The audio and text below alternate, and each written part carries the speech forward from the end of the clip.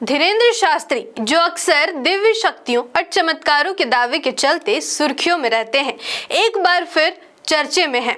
हालांकि चमत्कार कम दिखते हैं और कार्यक्रमों की चमक दमक ज्यादा, पर सवाल उठता है कि अगर समाधान इतने दिव्य हैं, तो देश की बाकी समस्याएं अब तक क्यों नहीं सुलझी। बाबा का ज्ञान इतना दिव्य बताया जाता है कि वैज्ञानिक भी छुट्टी पर चले जाएं, लेकिन जैसे ही कोई तर्क वाला सवाल पूछ दिया जाए, जवाब तुरंत "ये सब लीला है, समझ नहीं पाओगे" में बदल जाता है।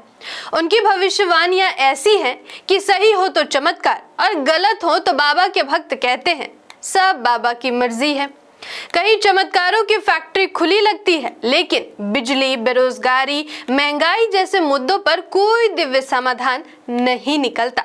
इस बीच बाबा का नया कारनामा सामने आया, जिसे सनातन हिंदू एकता पदयात्रा 2025 के नाम से खूब ट्रेंड कर रहा है। पर लगता है बाबा की ट्रेंडिंग रील्स अभी स्लो हो गई है, क्योंकि बाबा जी ने शुरुआत तो ऐसी की थी कि जैसे हीरो की एंट्री एकदम गजब, ये साउंड सिस्टम, वो साउंड सिस्टम, कैमरा पे पोज करते हुए, जनता को हाथ हिलाते हुए। लेकिन घर से निकलते ही, कुछ दूर चलते ही बाबा जी के मुंह में थर्मामीटर आ गया। लगता है बाबा जी ने गाय का गौमूत्र नहीं पिया निकलने से पहले, क्योंकि बाबा जी तो एक्सपर्ट है सबको गौमूत्र से ठीक करने में। अरे बाबा जी, अगर खुद एक गिलास गौमूत्र पी लिए होते तो दौड़ते हुए छतरपुर से वृंदावन पहुंच गए होते। आज के इस वीडियो में धीरेन्द्र शास्त्री उर्फ बाबा बागेश्वर को कैसे मौजूदा सरकार सपोर्ट देकर संविधान की मूल भावना की धज्जियां उड़ा रही है, उस पर बात करेंगे। तो बने रहिए हमारे साथ, और चैनल पर अगर आप नए हैं तो सब्सक्राइब जरूर कर लीजिए। मैं आकृति और आप देख रहे हैं MNT न्यूज नेटवर्क। सड़क पर बागेश्वर बाबा उर्फ धीरेन्द्र शास्त्री और दूसरी तरफ नगीना से सांसद और भीम आर्मी चीफ चंद्रशेखर आजाद। मामला बस यात्रा का नहीं है, मामला है सत्ता, सियासत और सुविधाओं के खेल का। देश भर में चलाई जा रही सनातन हिंदू एकता पदयात्रा को लेकर अब सवाल उठने लगे हैं, क्योंकि जहां तक ये यात्रा होती है, वहां सरकारी संसाधनों की दरियादिली खुलकर देखने को मिल रही है। बाबा जी की सुरक्षा के लिए भारी पुलिस बल, बैरिकेडिंग्स, रूट डाइवर्जन और प्रशासन की फुल ऑन सपोर्ट है। अब सवाल उठता है कि क्या एक धार्मिक यात्रा को सरकारी प्रोटोकॉल की ये VIP ट्रीटमेंट मिलनी चाहिए? क्या हर धर्म गुरु को ऐसे ही सुविधा मिलती है, या फिर धीरेन्द्र शास्त्री को इसलिए सपोर्ट मिल रहा है क्योंकि वे उस नैरेटिव को मजबूती देते हैं जो सत्ता के अनुकूल है? और अब दूसरी तरफ इसी मुद्दे पर सबसे बड़ा विवाद फूट पड़ा है। नगीना के सांसद चंद्रशेखर आजाद ने एक तीखा बयान देकर धार्मिक माहौल में तूफान ला दिया है।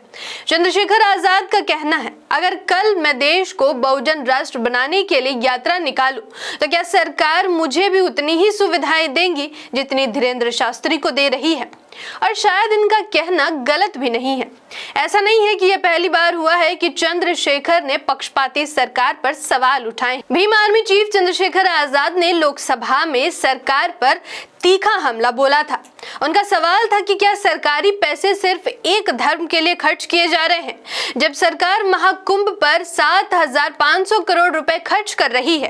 तो जब मैं संत रविदास जयंती और बाबा साहेब डॉक्टर भीमराव अंबेडकर जयंती मनाऊंगा, तब क्या सरकार इतना खर्च करेगी? आपको बता दूं कि भीम आर्मी में भी चंद्रशेखर के अलावा कोई और चेहरा सामने नहीं आता जो सुप्रीमो वाद को दर्शाता है। लेकिन जो मुद्दा चंद्रशेखर आजाद ने उठाया है, वो मुद्दा संवैधानिक भी है और देश के बहुसंख्यक आबादी के हित में भी है, क्योंकि भारत एक लोकतांत्रिक देश है और लोकतंत्र के अंतर्गत सरकार किसी भी एक धर्म को बढ़ावा नहीं दे सकती, उनके लिए सिक्योरिटी मुहैया नहीं करवा सकती। भारत का संविधान कहता है कि भारत एक धर्मनिरपेक्ष देश है। इसका मतलब है कि सरकार किसी धर्म को नहीं अपनाएगी और न ही किसी धर्म के खिलाफ होगी। आर्टिकल 14 के अनुसार सभी लोग कानून के सामने बराबर है और किसी धर्म, जाति, लिंग या पंथ के आधार पर भेदभाव नहीं किया जा सकता। आर्टिकल 15 यह सुनिश्चित करता है कि सरकार किसी धर्म को विशेष फायदा नहीं दे सकती, जैसे सरकारी नौकरी या योजनाओं में। इसके साथ ही आर्टिकल 25 से 28 सभी नागरिकों को अपने धर्म को मानने, पालन करने और प्रचार करने की आजादी देती है, लेकिन यह आजादी भी कानून और समानता के नियमों के अनुसार होनी चाहिए।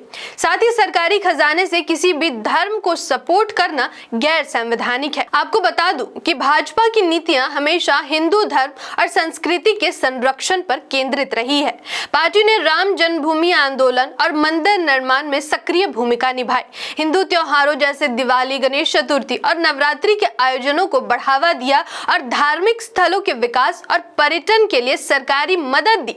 इसके अलावा भाजपा सरकारों ने हिंदू मंदिरों और ट्रस्टों के प्रशासनिक समर्थन के लिए नीतियां बनाई और सांस्कृतिक राष्ट्रवाद को प्रचारित किया। मूल निवासी बहुजन समाज को अब ये समझना होगा कि सत्ता किसी भी पार्टी के हाथ में हो, चाहे वो भाजपा हो या कांग्रेस।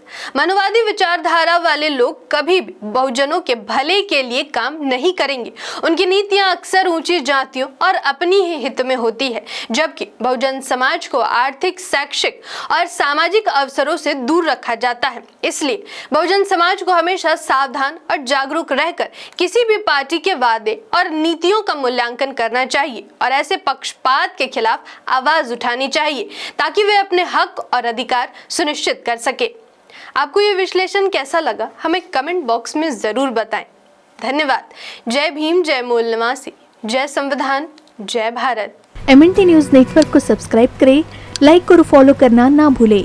साथ ही बेल आइकॉन दबाकर जन जागृति की मुहिम में जुड़े रहें।